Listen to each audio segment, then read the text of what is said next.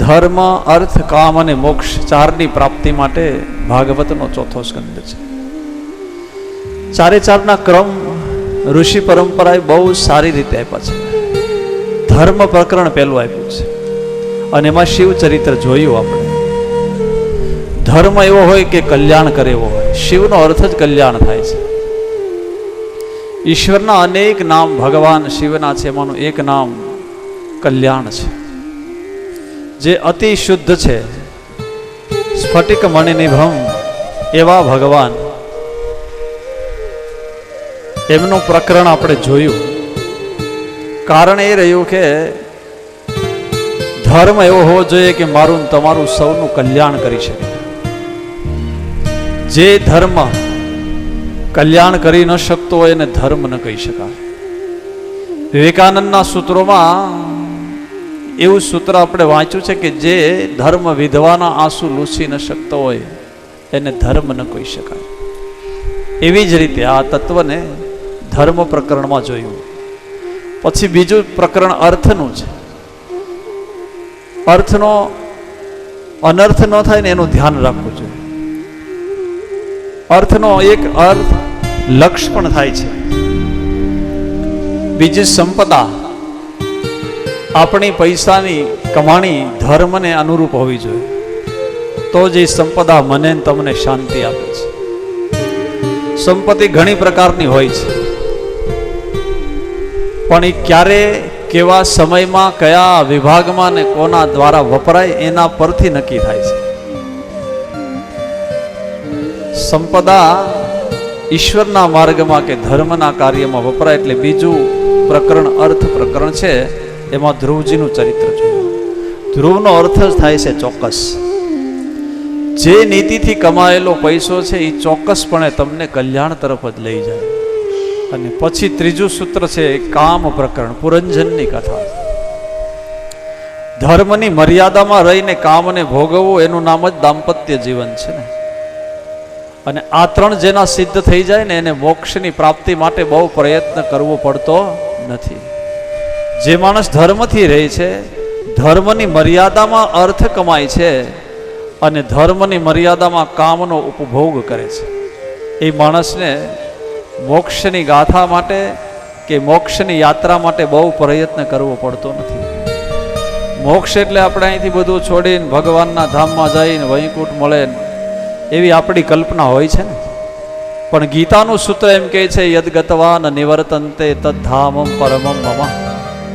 જ્યાં ગયા પછી પાછું ક્યારેય અહીંયા નીચે આવવું જ પડતું નથી ભાઈ. એનું નામ મોક્ષ છે. આ જગતમાં બે દુઃખ છે મોટામાં મોટા. એક જન્મનું દુઃખ છે અને બીજું જરા દુઃખમ, ગઢપણનું દુઃખ છે. જન્મના દુઃખની મને તમને બહુ ખબર નથી, કારણ કે ત્યારે આપણી અવસ્થા ભાનમાં નથી. બાકી પ્રસવ થયા પછી 5 વર્ષ સુધીના થઈએ ત્યાં સુધીની દુઃખની યાત્રાની આપણને માહિતી અથવા તો અનુભૂતિનો ખ્યાલ નથી. અને એવું જ બીજું દુઃખ છે ગઢપણનું, જરા. જન્મ દુઃખ, જરા દુઃખે, આ બે દુઃખ છે. ગઢપણ દોયલું છે ને. એ જ શરીર જ્યારે વૃદ્ધ બને, પરાધીન બને, પરાધીન બન્યા પછી સપનું આવે ને તો એ સુખનું ન આવે. પરાધીન સપને એવું સુખ નાહી, રામાયણ એમ કે. પછી સપનું આવે ને તો 2 જણા ટેકો કરતા હોય ને પછી ઊભા થાય એવું જ આવે. કારણ કે પરાધીનતા એટલે જન્મનું દુઃખ છે, ગઢપણનું દુઃખ છે. અને આ ગઢપણ છે ને એ આપણે ગુજરાતીમાં એમ કે વન શરૂ થાય ને, 50 વર્ષ પૂરા થાય પછી જે શરૂ થાય ને 51, 52, પછી વચમાં ભગવાન ટેકો આપે કે સમજી જાવ તો 53, પણ ન સમજા તો પછી પાછું 54, 55. ઈશ્વર તક આપે છે. 56 સુધી આપે, 57 આપે, 58 આપે, પછી પાછા 59, 58, પછી 59, 60. સમજાય નહીં તો 60.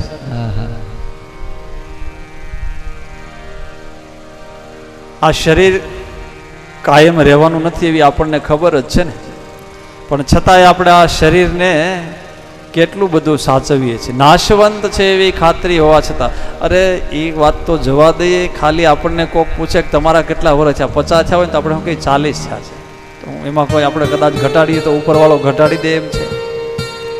અહીંયા કોઈને આમ જગતમાં મારે ને તમારે મોટું બધું થવું છે, પણ આયુષ્યમાં મોટું નથી થવું. કારણ આયુષ્ય જેમ વધે એમ કાળની ગતિ નજીક આવતી જાય ને. આયુર નશ્યતિ પ્રતિદિનમ યાતિ ક્ષયમ યૌવનમ. પછી ગઢપણ નજીક આવે. આ કાયાની નગરીની ઉપર પછી એક હુમલો આવે અને પછી કાયા ખખડી જાય અને મરણનો માર પડે. એટલે મનુષ્યના જીવનમાં શંકરાચાર્ય મહારાજ જેવાએ પણ ચરપટ પંજરિકા સ્તોત્રમાં ગાયું છે, પુનરપી જનનમ પુનરપી મરણમ પુનરપી જનની જઠરે શયનમ.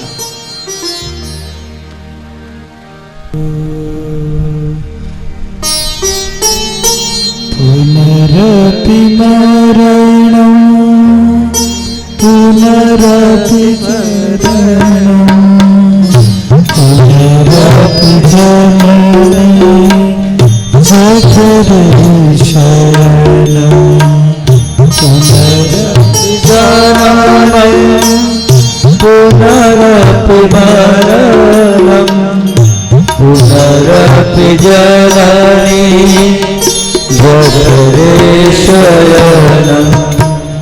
ઇહ સંસારે ખલુ દુસ્તારે કૃપયા પાઈ પાહી મુરારે કૃપયા પાહી પાહી મુરારે.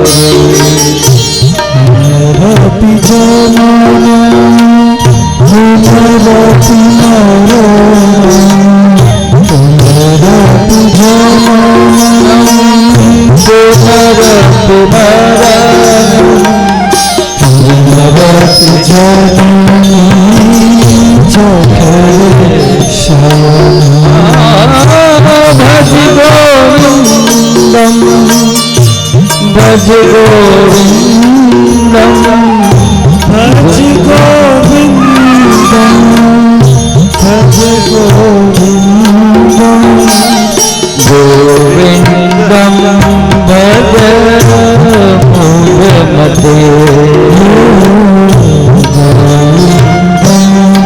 ભજ મૂઢમતે ગોવિંદમ ભજ મૂઢમતે પુનરપી જનનમ પુનરપી મરણમ. જન્મનું દુઃખ એટલું છે, ગઢપણનું આટલું દુઃખ છે. તો ધર્મ અર્થ કામ અને મોક્ષ 4 પ્રકરણની યાત્રા જોઈ. મોક્ષની વ્યાખ્યા જો કરીએ તો બધાને મોક્ષ જ જોવે છે, પણ જીવતા નથી જોતો. જીવતા મોક્ષ નથી જોતો. આપણે કોના માટે માગણી કરીએ મોક્ષની? કે અમારા જે ઉપર ગયા છે ને એને બધાને મોક્ષ મળે તો સારું. કોઈ એમ કીધું કે હે ભગવાન, આ જન્મના સંસારમાં મારી યાત્રા પૂરી થાય પછી મને મોક્ષની આપ કર.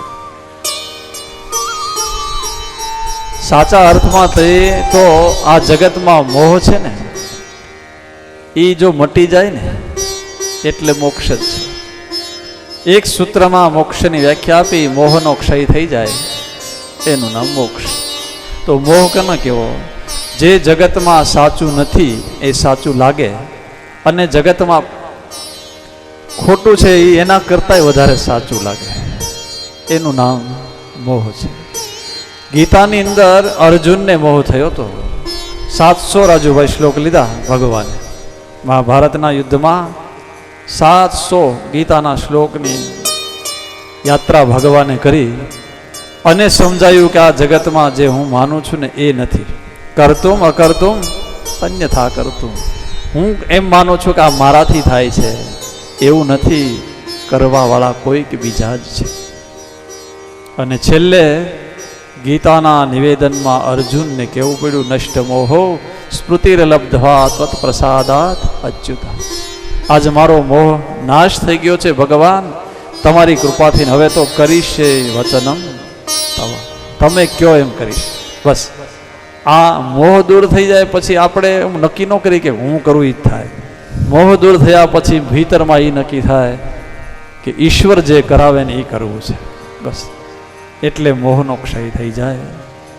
5મો સ્કંદ ભાગવતનું ભાષ્ય છે. કેટલાક શ્લોક ગાઈ શકાય, પણ ભાગવતનો આ 5મો સ્કંદ છે ને એમાં ગુજરાતીમાં 2 વિભાગ આવે, એક પદ્ય વિભાગ અને બીજો ગદ્ય વિભાગ. પદ્ય વિભાગમાં કવિતાની જેમ શ્લોકને ગાઈ શકાય, પણ પદ્ય વિભાગને વાંચી શકાય. આપણે જે વાર્તા આવે એ બધી પદ્યમાં, એ ગદ્યમાં આવે. તો 5મા સ્કંદની અંદર 26 અધ્યાય છે અને ભાગવતના 10 સ્કંદમાં જેને સ્થાન લીલા કહી છે. ભાગવતના 10 લક્ષણો છે.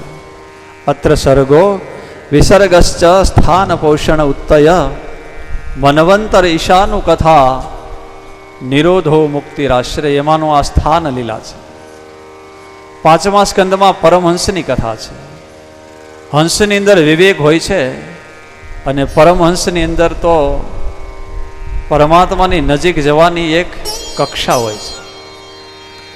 જેમ જીવની અલગ અલગ અવસ્થા હોય છે ને, જાગ્રત, સ્વપ્ન, સુષુપ્તિ ને તુર્ય, ધ્યાન આપી 5મો સ્કંદ એવો છે કે ગહન છે.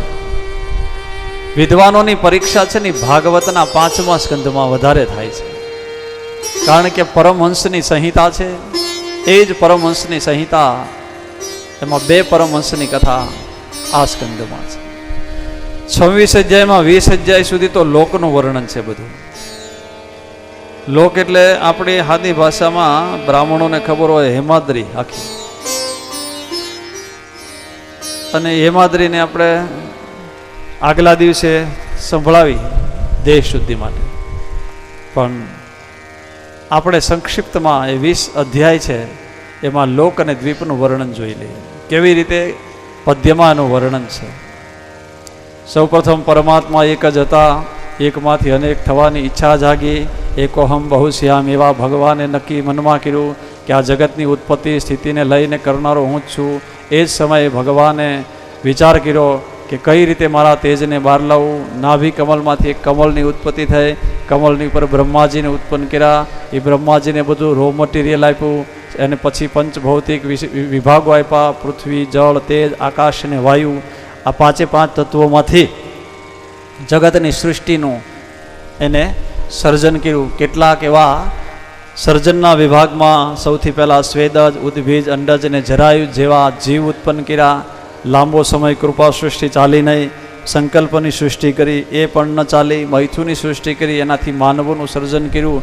પછી આ પૃથ્વી પરમાત્મા જળના અપાર જળસાગરમાં ગયા, ત્યાંથી વરાહનું રૂપ લઈ દંતશૂળ ઉપર પૃથ્વીને લાવ્યા. એના 14 ભાગ કર્યા. નીચેના હાથ પાતાળ ગણાના, અતલ, વિતલ, સુતલ, તલાતલ, રસાતલ, મહાતલ અને પાતાળ. ઉપરના 7 લોક ગણાયા, ભૂરલોક, ભવલોક, સ્વર્ગલોક, મહલોક, જનલોક, તપલોક અને સત્યલોક, જેને આપણે વૈકુંઠ કહીએ છીએ. અનેક દિશાઓ છે. સાગર બનાવ્યા, પક્ષીઓ બનાવ્યા, પેટે ચાલનારા, કેટલાક પગવાળા, કેટલાક પગ વગરના, કેટલાક આકાશમાં રહેનારા, કેટલાક જળમાં રહેનારા, કેટલાક આકાશમાંથી નીચે આવનારા, જળ અને પૃથ્વી પર ઉભયચરી રહેનારા. આ બધા જ વર્ણન કર્યા. દ્વીપના વર્ણન કર્યા, ચોકડીના રાજ્યો કર્યા. 20 અધ્યાય સુધી આવું વર્ણન છે. આ વર્ણન આપણે સાંભળીએ ને તો એમ થાય કે આમાં કાંઈ આપણને ખબર પડતી નથી. પણ સૃષ્ટિનું સર્જન ભગવાને કેમ કર્યું? ઈશ્વર છે ને એ સર્જને કરી શકે અને વિસર્જને કરી શકે છે. તો આ 20 અધ્યાયમાં લોકનું વર્ણન, પછી દ્વીપનું વર્ણન આપ્યું છે. દ્વીપના અંદર ઘણા આપણે જ્યાં દ્વીપો છે, એમાંનો આપણું જે દ્વીપ છે એ દ્વીપનું નામ છે જંબુદ્વીપ. સંકલ્પ કરીએ ને, જ્યારે આપણે કોઈ પણ કામ કરીએ ત્યારે આપણે ક્યાં રહીએ એનું લોકેશન અત્યારની ભાષામાં. શ્રીમદ ભગવતો મહાપુરુષસ્ય